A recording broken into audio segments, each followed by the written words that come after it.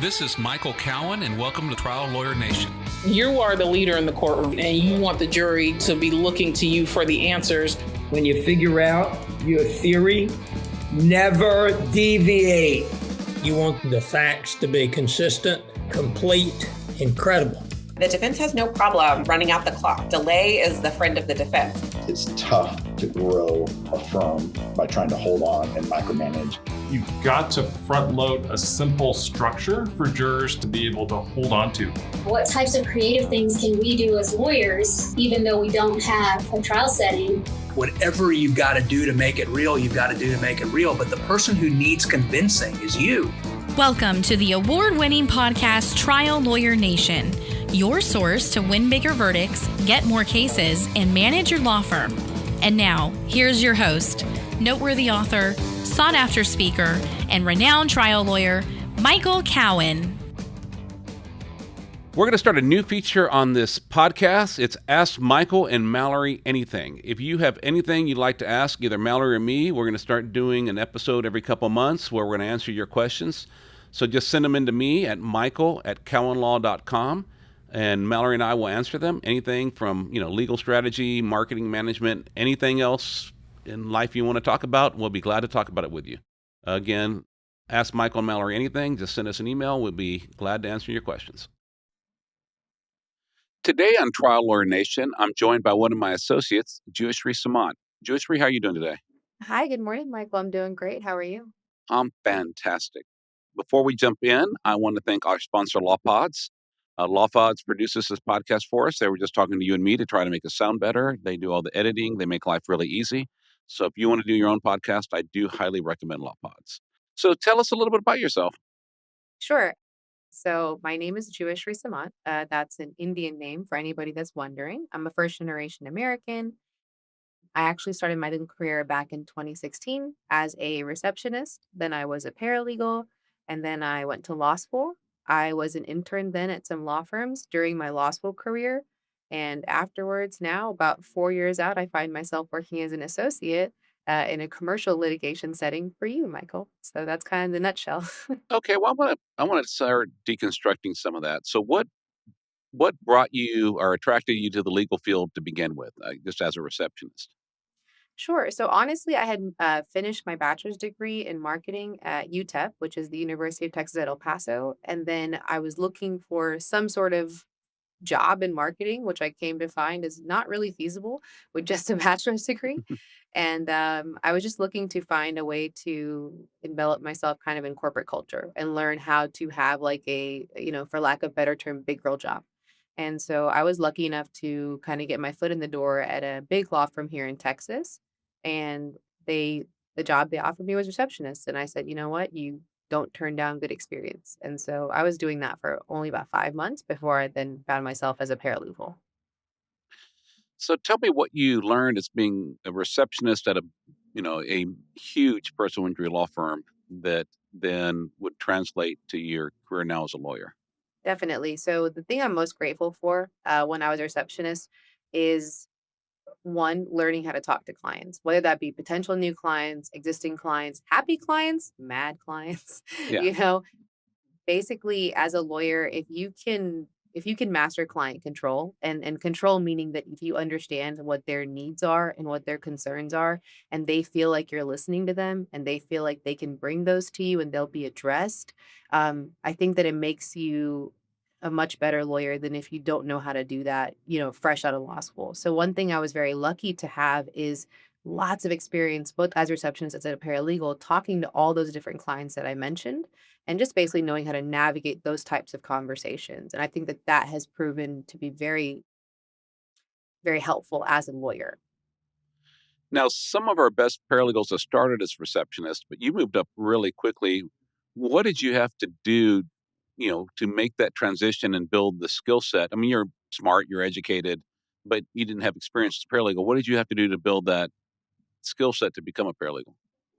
Aside from, keeping an eye out of what was happening and kind of how cases progressed, obviously as a receptionist, you're doing a lot in terms of depositions being scheduled? How do you set up a conference room? How do you make sure that the parties are all here? All that type of stuff. But you're just kind of going through the motions. The biggest thing I would give advice to anybody who's looking to make the same type of transition is ask a lot of questions. You can be told what to do as a paralegal. Hey, draft this, file this, do that. But if you don't really know the why behind it, it's really hard for you to develop your own skill set as a paralegal. So one of the things that I remember is, if someone can tell me, hey, I need you to file this motion. Great, I'm happy to do that. Why are we filing this motion? And that way, if that scenario comes up later again, then I'm already one step ahead. I don't have to wait for the attorney to necessarily tell me to do it. I have a little bit of my own experience. Well, maybe I should look into that motion. I did that last time. And so I would recommend to anybody, if you have no experience, like I had no experience, Yeah. ask a lot of questions, because once you start figuring out the process for yourself, then that's how you develop your own skill set as, in the legal field as a paralegal. Now, you've been on both sides of this now, and I think developing new paralegals, I think, is really essential to all of us who practice law because when I started, unfortunately, society, especially when I started, a lot of the women I worked with, were 20, 30 years older than me. So we're really going back to the 60s and 70s, where women weren't necessarily as encouraged to go in and have great careers, get as educated. And so, law firms had I think, an unfair advantage. You had all these really smart, hardworking women that were working as paralegals that now, like you, they become lawyers and doctors and CEOs. Great for society, great for women, but it makes it tougher for lawyers. And no, I think we have to go, find diamonds in the rough and develop people. There's just not as many great paralegals out there to hire. So having been on both sides of it, you've been a paralegal that's been trained and developed. You've also worked with paralegals as a lawyer and helped train and develop them. What are some tips you have for trying to get someone, if you find someone, they're smart, they're articulate, but they don't know anything about law? How do you develop them into being a good paralegal? Definitely. I was very lucky that the attorney that I worked for as a paralegal was that type of attorney. Somebody that saw that I was bright, saw that I was, capable, and did his best to try to develop me. One of the things that I would recommend, and I say to anybody, is as a lawyer, they don't really teach us in law school how to be a manager. And what ends up happening is you come out of law school and now you have a team or staff, however your setup is. And so if you can't lead them, then they can't develop without you. So my biggest piece of advice would be, there is no job that is too small, right? If that means that I have to do it with you the first few times so that you see how I would do something, I'm happy to do that. There is no job that's too small for me. And if you can develop that type of reputation with your staff while you're teaching them, while you're guiding them, then they will basically have the same mentality when it comes to the work. And so the biggest thing is find a way to let your staff see into your process. How do you work a case? How would you do a task? How would you talk to a client? And if you can take that time early on, even though it may be less convenient for you or it may not be as effective in the beginning, then you are going to see that that type of experience pays dividends to you when that team develops. Over the next 6 months, you're going to see that your staff will start to think more like you would, and they will start to approach situations more like you would. And so that may mean that in the early stages, you're doing a little more than you'd want to. You love a turnkey situation where someone comes in and just happens to know exactly everything you like and how you do it. But, to create those turnkey moments, you have to put that effort in early on. Yeah, there is no turnkey paralegal because even let's say you get like the most brilliant 20-year paralegal that's worked with like one of the top trial lawyers for 20 years. He or she knows how to work for that person and what that person wants. That may not be the way you do things. Exactly. And I think that that was what I learned too. And I think I've been very lucky, I've been very blessed that the staff that I have had, the teams that I've worked with have been great individuals. And so part of me has to remember, like, that's because the way that I was taught is how I tried to teach teams. You know what I mean?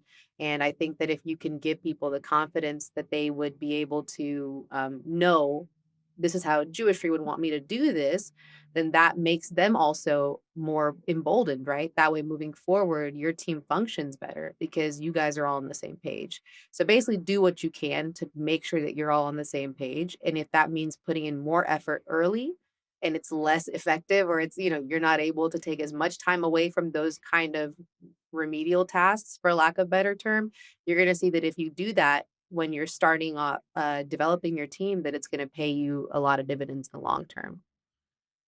That's something I've struggled with and been working for, decades now trying to develop because it's not something that comes naturally to me. Do you think you had any experiences in your life that kind of taught you to do the managing stuff before you got into law? Hmm.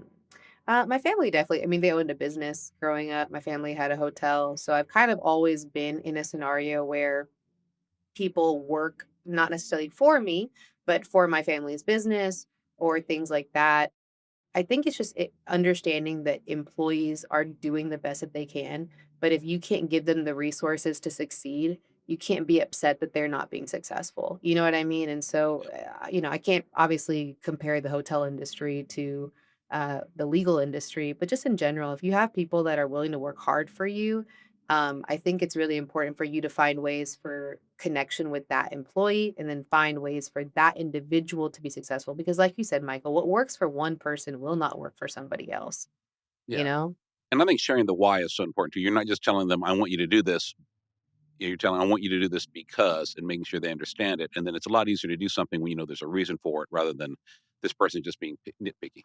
Right, definitely. And if you can understand kind of letting somebody into your process, and that's scary because you may not always want to. And like you said, that's not really everyone's style. You know what I mean? Yeah. Not everybody is transparent that way. And it's not because of any particular reason, but it's just we're all, you're bringing one random person to work with another random person. So the best that you can do in terms of, hey, this is how I think. If you can respect that, and if you can tell me how you think, and I can respect that, then we have mutual respect and we have the same goal in mind, and we're driving towards the same vision. What are some things you learned working as a paralegal that you think have made you a better lawyer? The biggest thing that I would give advice to anybody that's starting out that way is, the other side isn't the enemy, right? Like, it's not like you don't have to treat people just because we're adversarial doesn't mean you have to treat them in an adversarial fashion. I think being professional, being respectful, making sure that your reputation is always kind of at the forefront in terms of the way that we react or respond to opposing counsel. You may have a really contentious case or a contentious situation. Something tells me you're going to see him again, and we don't know what that scenario is going to be. And so it's really important where when you can, treat them like another member of this industry. They're our colleagues, they're obviously on the other side of things, but at the end of the day, that's their job and they're doing it to the best of their ability. I'm doing my job to the best of my ability. And I think that if I can maintain good relationships and professional reputations with each other, then that's going to be the biggest thing that you'll realize as you've been in this industry for a long time. You don't want to be that person that's known for firing off a nasty email or, having a nasty phone call or things like that. I agree with you with 99% of the people on their side, but there is a very, very short list I keep in my head of people that have just abused it so many times, been abusive to our people, lied, Yeah. cheated, hid things, and we've caught them. And so I think then you still need to be professional. You still need to be polite.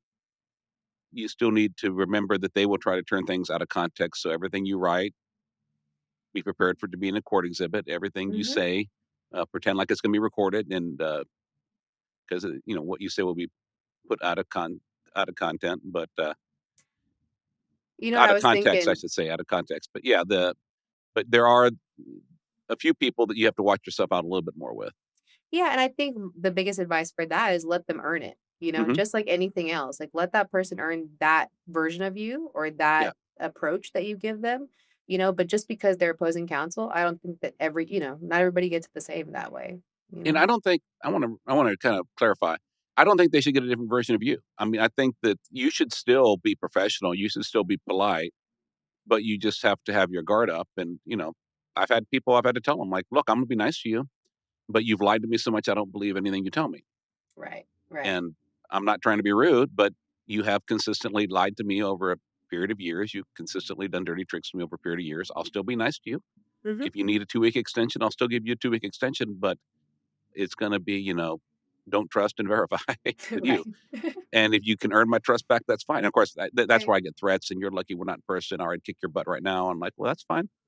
But Well, I wonder if they know that you're like 6'4", but they I mean, do. okay. They do it. But All right. people, bullies threaten people that are, the more guilty they are, the more they react.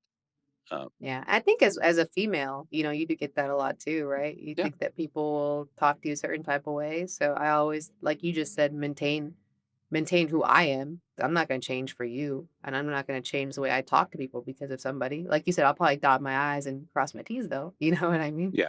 So, having worked on both sides of this lawyer paralegal thing, and I'm sure talked to many other paralegals, and they probably talked to you a lot more frankly when you were on the other side of that divide. What are some things you see that lawyers have done that are counterproductive, that make it harder to be a good paralegal, or that really mess up that relationship? My biggest advice to new lawyers or anybody that's having a hard time with your staff is I think that you either win as a team or you lose as a team, right? You either succeed as a team or you go down with the ship. And I mean that to say that I see a lot of younger lawyers when I was doing a pre-litigation setting, which was obviously very like fees based and performance based, where if they could not make numbers or if they weren't able to be successful, well, that's because my staff Ugh. isn't doing X, Y, and Z. But then when they have great months, well, that's me, right? That's me hustling. And I'm like, no, no, no, Yeah. no. You can't do that because that your staff, you may not realize it, but they're watching and they're paying attention, right? And so if you want them to have the same desires and motivations that you do, because we have our own goals that are set for us in every law firm, paralegals don't have those same goals. So they're just doing it for you to be successful. You know what I mean? And if they don't feel like the success is shared, but that the failures are always pointed out, I think that that's the fastest way for you to create a divide between you and your staff. And so I would say, again, as a lawyer, there's no job that's too small. And I think that if you are doing well, don't forget the people that are helping you get there. Absolutely. So, what made you decide? You're there, you're working as a paralegal. Hey, I want to go to law school. I'll have to give the credit to the attorney that I worked for at the time. He was very instrumental in pushing me that way. I think, and part of me, once he kind of mentioned it and it became something that I even thought was in the realm of possibility for me, I realized, as paralegals, we do a lot of the work. And I don't mean that the lawyers aren't doing a lot of work too, but it's just one of those situations where I never really knew I wanted to be a paralegal. I don't think I ever really wanted to be a paralegal either, but I was doing really well at it. And I kind of looked around and I was like, well, if I'm doing good at this, there's a good chance that Yeah. I could do a pretty decent job at the next step. And I was lucky enough that I had my bachelor's degree and I was looking for some sort of graduate program, whether that be MBA or something else. And so I think that I was in the right place with the right people who planted the seed in my head at the right time. Because if not, I don't think I would be where I am right now if it wasn't for the folks that I worked with at that time who said, you know what, Julie, we think you can do this. So you graduate from law school and you start off, am I right, in pre-litigation? I did. I did. Okay. So pre-litigation was new for me because when I was a paralegal, obviously that was a litigation setting. And so I had never really worked a case up from like a client coming in. Well, first and foremost, signing up the client, going to them, convincing them that they should hire me and my firm, and then taking that case, doing all the initial investigation, all the intake, getting them, making sure they got the treatment that they needed, and then ensuring that when the time came, that I'm then negotiating that case to completion. So it's definitely a learning curve because nothing can really prepare you for that except for just doing it over and over and over again. Yeah. What are some of the skills you picked up doing pre-litigation work that you think have served you well now that you're a litigator? I have to again give it credit to just knowing how to talk to people, talking to adjusters. So I equate it to this. I always give this example to people who haven't done pre litigation or who don't have a legal background. I said, what I did uh, countless times a day, over and over and over again, is I would call somebody and I would try to sell them something that they did not want to buy. And then I would try to convince them to overpay for it. And so the ability to be able to pick up the phone and talk to an adjuster who's not a lawyer, right? Or often somebody that's, got the same type of background education wise that you do. And then you're on opposite sides of the coin and you're talking to them about, let me explain to you why my client is hurt and why I think my case is valued at X. And for them to just sit there and beat you down for however long, and then I beat them down and all that type of stuff. The ability to do that over and over and over again, I think is what is it just prepares you in a way to represent clients that nothing else really can. You have to advocate all the time in all these different positions. And I think what I've learned coming here is in a commercial setting, you take that times 100 because the issues that they want to that they want you to advocate against are just so much more complex and so much more unexpected when we're in the setting that we do it in now. And I think had I not done it that way before, I don't know that I'd be able to do it the way that we are doing it here at our firm. Yeah, and I think, learning to talk to the client, figure out what their harms and losses are, how to communicate and convey that to someone else in a persuasive manner. I think that's all served you well. I think it also have given you an air of competence in talking to people that I often don't see with less experienced lawyers. Oh, thank you. I agree with you. You can only be uncomfortable for so long doing that. I did the pre-litigation setting for about 3 years. And so probably resolved, over 500 cases in that time. And not every single one's a winner, but sometimes you get a great one and it kind of, you're like, okay, great. Maybe I know what I'm doing. You know what I mean? And I Yep. think that it puts you in a position where you're just comfortable picking up the phone, no matter who it is you're talking to, whether that be the client, whether that be the adjuster, opposing counsel. It puts you in a position where having uncomfortable or difficult conversations isn't as scary as it once was because you're just used to it. How did you learn how to have uncomfortable conversations? Because that's something that I've had to work at really hard. The best thing I would say is prepare yourself as much as you can. I think a lot of lawyers are overthinkers. I can tell you I am. And so if you psych yourself out, it can be even more difficult. You're kind of setting yourself up for more discomfort than you need to. But I always tell myself, it's not coming from a place of malice and it may not be comfortable, but if you can approach somebody in a very authentic and genuine fashion, the client, for example, hey, listen, this is the issue that we have with your case. I get it. It's not fair, but it's an issue and we have to deal with it. You know what I mean? And then Yeah. how do we find a resolution? Because a lot of people, I think, in those conversations focus on the problem, and the problem we can't change. The Yeah. resolution we can do something about though. So have a plan the best that you can going into the conversation and hope that the person can see that you're also there to resolve it. Yep. I had to tell clients that too. I said, unfortunately, there's no happy ending to the story. Like here are the different things that can happen. They all suck. So how do we get out of this bad situation in the best possible way we can? I mean, what is the best possible outcome for you given all the options, none of which you would have picked and none of which I would have picked for you? Yeah. And just I think I think some people are scared of having that conversation. And as a result, they just keep kicking the can down the road, and the client starts getting unrealistic expectations, and it just gets worse and worse. I think that earlier you can tell a client that there is no lawyer magic that I can sprinkle on this. You know what I Yep. mean? This is what I can do for you, and this is how I can help you, the better. And you're right, Michael. So many times we have these difficult conversations. Like for me, it would have been with adjusters. Like if I know they're not going to raise their offer and I know I can't do anything about it and all that, I just would, you're so tempted to try to avoid it because you can't do anything about it. But like you just said, maybe we can't do something about it, but let's get it done. You know what Yeah, I mean? exactly. Whatever that means for that situation. Yeah, I mean, sometimes it means you go file a lawsuit, but sometimes they're right. I mean, you look at it like, yeah, jury probably isn't going to like this case. You're probably not going to get much more money, if any more money.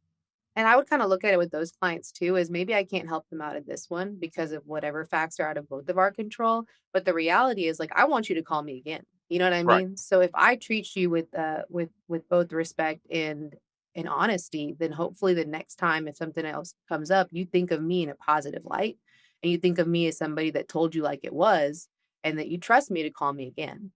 So then you applied with us. What is it that made you want to switch from pre-lit to litigation? Sure. So like I mentioned, I've been doing pre-litigation for about 3 years. With, I would say, intermediate litigation experience, meaning I'd filed on a couple of cases, I'd taken a couple of depos, I'd done a few mediations, but that was what I was used to doing as a paralegal. So nothing commercial typically, or nothing commercial that I was actually then going to do motion practice and things like that with. And I went to law school a little bit later in my career. I was already 26, 27 years old. By the time I'm licensed, I'm in my 30s. And I looked around and I said, I could see myself getting very comfortable doing this because I'm good at it and it's easy, so to speak, meaning that it's not something that, is taking years off my life.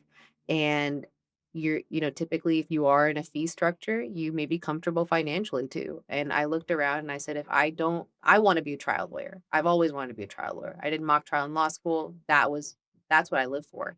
And I said, if I don't do it now, I'm going to look up one day, I'm going to be 40 and I'm going to say, Yeah. shoot, you know what I mean? What do I have to show for it aside from, maybe success that way? But it was important to me to take a chance on myself. And I was looking for a firm that I could invest in, that would invest in me back. And I was very fortunate to find your firm that did that very thing. Each year, the law firm of Cowen Rodriguez Peacock pays millions of dollars in co-counsel fees to attorneys nationwide on trucking and commercial vehicle cases. If you have an injury case involving death or catastrophic injuries and would like to partner with our firm, please contact us by calling 210-941-1301 to discuss the case in detail and see where we can add value in a partnership. And now, back to the show. So what is it about trial work that attracts you? So I equated to entering the arena. Like that's something that they told us in law school. And they said that when it came to mock trial. And there's just a feeling that you get when you are in the arena that you can't equate to anything else. And you always say, like, I'm having fun. And I actually never realized that that was the definition of the feeling that I was having was fun. Is it fun for somebody to be injured and for bad things to happen to somebody? Absolutely not. That's not the thing that's fun. But being able to advocate for somebody on the level that we do at our firm and having the resources, having the abilities that we do to try to take these cases to trial, call the bluff of the insurance company or hold people accountable for what they do, that is fun because not everybody can do it and not everybody does. And so when I realized specifically that trial work, even in a mock trial setting, would actually give me a lot of joy and give me a lot of excitement, I said, I think I'd be doing a disservice to myself not to try to do that on a professional level. So what are some of the biggest, I guess, changes between a pre-lit practice and now doing not just litigation, but, company vehicle, trucking, bigger damage case litigation? Definitely. You talk to the clients a lot less in our setting more so than in a pre-lit setting. In a pre-lit setting, I'm talking to clients probably 30, 40 times a day. I'm dealing with like minor issues like property damage or are you going your treatment or this and that. Here, we're dealing with a lot more, obviously in a litigation setting, you have issues that you may have never seen before. Somebody files something, you're like, whoa, I don't know what that is. I got to go look at it. I got to figure out why they're mad at me. Did I do something wrong? All that type of stuff. Or the inverse might be true, right? There's an issue and you want to resolve it, but you never had that issue before. Now you have to file something. And so you have to figure out what the best case or course of action is. And so I think the motion practice alone and just being cognizant of the amount of deadlines that come with litigation, not even considering commercial litigation, is the biggest change, is just recognizing that it's not so much who I'm talking to all day long. It's really what I'm doing in terms of how we push cases forward and how we can be both defensive and offensive when it comes to how we advocate for our clients. That has been the biggest change for me. You even will see some of my insane overkill briefing too when they went to trial. No, I'm happy for it because then the next time that issue comes up, I'm like, you know what Michael's done? I'll send it to you. You know what I mean? Yeah, I think it's the big law background, but I can't stand the concept of losing a case on emotion. If there's one case there or one more exhibit we could have or something else. So, I am a believer if you're doing big case stuff, you're going to have to do high level briefing. And the other thing is, when you get to certain numbers in cases, you tend to get lawyers or big law lawyers and lawyers that have a big law background.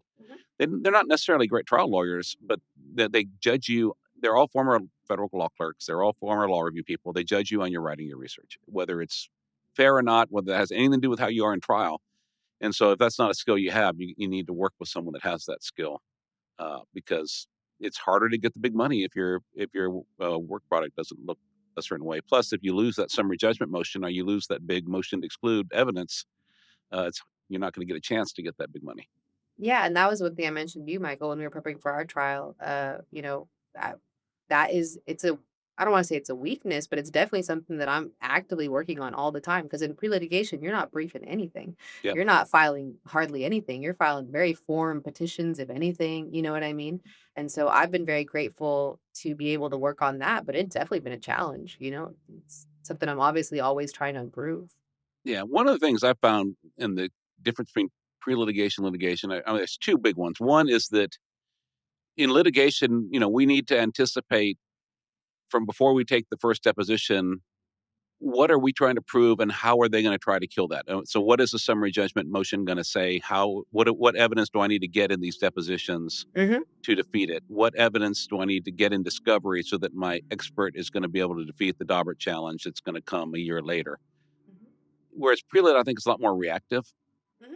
The other notice thing I've noticed, and I end up having a lot of debates with lawyers who are mainly pre-lit lawyers that we get to co-counsel with, is that the other side gets to do discovery too in litigation. So I found what I call the pre-lit mentality is like, well, they don't know that our client had a crash before, or they don't know about the prior medical.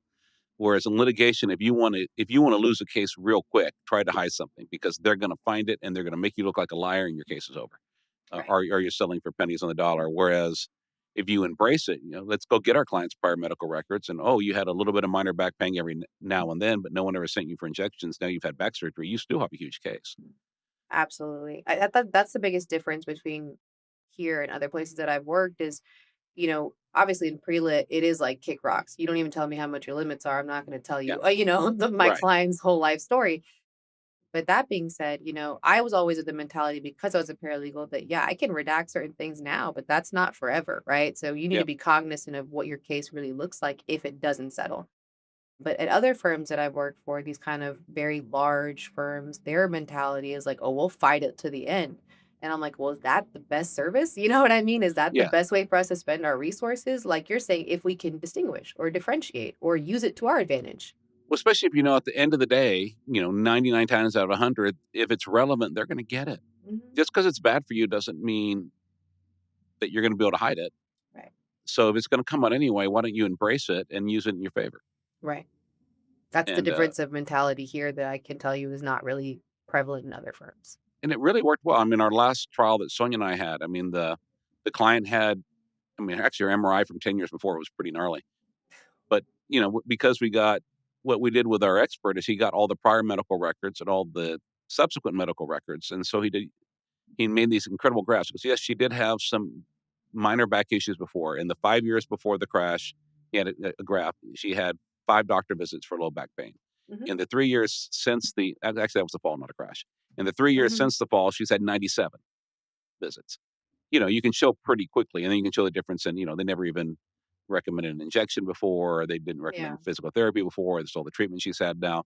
And then you get people talk about how she was able to do everything before. It wasn't that big of a deal. It's just kind of everyday. I remember when you showed us that PowerPoint from that trial, and what I thought it was really important about that moment is so many times lawyers, we lose the ability to frame the issue if we hide from it. But if we are the ones to bring it out in whatever capacity, then that's the narrative that it's going to be. We speak first as the plaintiff, right? Yeah. So I tell you what it is before they get to tell you what they think it is. So like when you guys, frame the issue, now they're on the defensive, which they should be. You know what I mean? Exactly. We shouldn't be on the defensive trying to defend our client's past history. No, here's what it is. And let them tell you otherwise. And, I think it puts us in a better position. So what are you doing yourself? I mean, obviously we at the firm try to give you training and stuff, but what are you doing yourself to try to develop yourself as a trial lawyer? Something that I was doing after law school is I was still, I was an assistant coach for our mock trial team here at St. Mary's, which is where I went to law school. So that was while I was in the pre-lit setting, that was how I was trying to do my best to keep in touch with the skills that we try to use in trial, whether that be formulating questions, formulating cross-examinations, what have you. Here, I'm very fortunate that you and our firm put so much emphasis and so much priority when it comes to learning. And so one of the things, this is not necessarily something I did on my own, but we were sent to this new trial lawyers type of CLE recently. And again, they send out a fact pattern and, they ask you to do certain things. And one of the biggest things that really put me back in mock trial. So like I printed it out. And I was like, I'm going to draft questions. You know what I mean? I'm going to have an outline, because I feel like when it comes to any sort of continuing education as a lawyer, you get out of it what you put into it, right? Anybody can go and sit and listen, and that's not bad. That's great. And maybe that's all that you have time for. But with the position that I'm in right now, I'm very fortunate that I have the ability to watch you guys, learn from y'all, and then try to formulate some of those skills myself right now in the setting where I can do it with y'all's guidance. You know what I mean? And between that, and I would say obviously reading as much literature as you can, it's really important. People have done it, and they have done it well, and they're willing to share that information with you. And if that's the beauty of this field, the plaintiff's field, that we can do that, then I would say if you don't take advantage of it, then you're doing yourself a disservice. Absolutely. So you have got to go to trial with us already. Now, you were the third chair, I think. I was Laura, you and me. Yeah.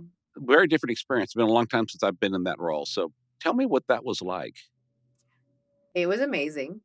I say that now because we're out of it. No, that was my first trial experience at all. I've never been to trial before. I had never even really prepped for trial aside from as a paralegal.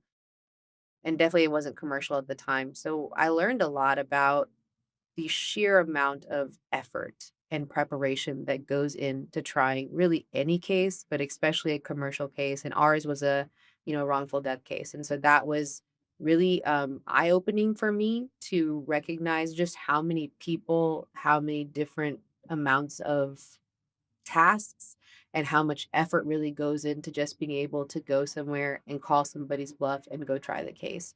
I thought it was incredible to see the correlation between what I did in mock trial and how it actually applies in real life. Because obviously mock trial is a very small snapshot at what a trial should be like. But our trial was 5 days. It was intense. It was brutal on you and Laura, and y'all managed to just come out of it looking so great. And I didn't know how, because as the third chair, I was crawling at the end of that week, back to San Antonio. But it was just incredible. And the biggest thing I would say, the lesson that I learned, is there's not the same type of rules that people talk about in law school. I feel like in law school, they try to put you in a box, and they're like, this is what trial looks like. It looks like this every time, and it never changes. And one thing I learned watching y'all is that's not the case. You know what I mean? Everyone's style is what it is. Obviously, you should do the best to perfect your own style, and you should do the best to be the most prepared in terms of procedurally and things like that. But there are, it's just, you have to try the case in a way that you feel like the jury's going to respond to it, that the judge is going to respond to you, and what makes the most sense in that moment. And I don't think that that's something that I could have taught or explained to anybody if I hadn't seen it firsthand. Can you give an example of something we did that was different than what they would have told you the rules were in law school? Absolutely. I'm so glad you asked. I told this to a breakout group for ATA recently. We had a rubber duck on our trial table. It was about this big. And it was from Amazon, I'm pretty sure. And it was a yellow rubber ducky. And a big one, if you'd ever asked me, hey, on a serious case where this is your fact pattern and you're trying to get a jury to understand these concepts, would you bring a rubber duck and put it on counsel table? I would have said absolutely not. Why did we have a rubber duck on counsel table in a wrongful death case? So the case that we tried, I say we, the case that y'all tried. You were part of it. Thanks. Involved a 18-wheeler backing across a roadway, blocking all lanes of traffic at night. And our client, because it was dark and couldn't see, wasn't able to stop in time, and he underrides the trailer, and then he ultimately passes away as a result of his injuries. The company that we tried the case against had absolutely no policy when it came to backing a trailer across a highway at night. And we thought that that was insane, because when we looked at their policies, what we found is they did have a sitting duck policy, meaning that that same 18-wheeler, had he pulled over on a shoulder, which is not a lane of travel, and stopped there and had any sort of, notifiers that he was on that shoulder, had he done that, then that would have been reason for termination. So that was something that they felt very strongly about Right. being a sitting duck. But about backing across the highway, blocking traffic, making it so people have to stop for you, and maybe they get hurt, they were like, we don't see why that's a problem. And so you, Michael, found it equally as ludicrous as obviously we did. And in order for the jury to be able to see how ludicrous that was too, creating some sort of signifier, symbolic item was the way that we were able to do that. And if you had in law school, that would have been something they would have been like, that's not in the rules. You can't do that. Yeah. And I even had people ask me when I told the story to my group, they were like, did defense counsel object? Did they ask for it to be taken down? I'm like, nah, they didn't. You know what I mean? It was there the whole time. And so that was something that if you'd asked me before, just from mock trial experience, just from law school, I would have thought that was something that we couldn't do. Don't ask me why. Just thought we couldn't do it. Yeah, one thing I'd really learned over the years that, I would say even 10 years ago, I probably would have brought up the sitting duck policy and how ridiculous that was in opening. And instead, I said in opening, and you're going to hear he had like a short orientation, not much about safety. You're going to hear about, it was mostly about making money. And that's the driver's own words. But the only thing that safety related he remembered was something about sitting ducks, and I held up a rubber duck. And you're going to learn more about sitting ducks in the trial. And I left it there, and it stayed there for a couple days. And so they're wondering, like, what is this about? And then I brought it up, and then brought up the contrast.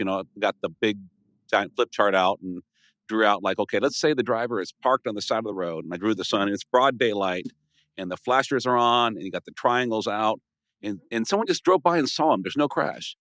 That driver would get fired because that is too unsafe. Because if somebody went off the road and went underneath that trailer, they can be hurt or killed. So that's too unsafe. That's your sitting duck policy, right? But if it's at night and the driver's backing across the highway and he's blocking all these lanes and someone can't stop in time and gets killed, you gave that driver a safety award. And just that contrast, I think it really worked well.